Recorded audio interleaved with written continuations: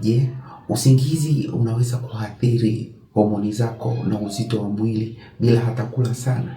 Sehemu iliyopita tuliangalia athari za usingizi kwenye hisia na kumbukumbu. Leo tuangalie upande wa homoni na uzito wa mwili wako.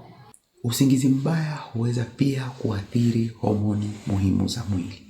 Cortisol au homoni ya stress huongezeka.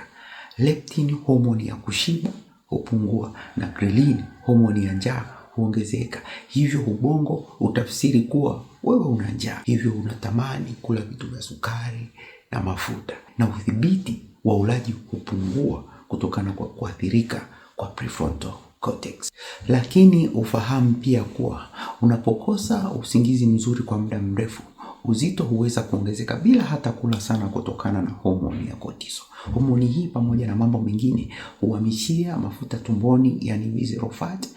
Insulin resistance huanza taratibu, hivyo kukupelekea katika hatari ya kupata magonjwa ya kisukari na metabolic syndrome.